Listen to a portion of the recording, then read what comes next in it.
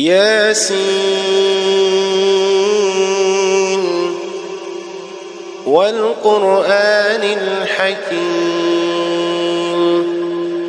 إنك لمن المرسلين على صراط مستقيم تنزيل العزيز الرحيم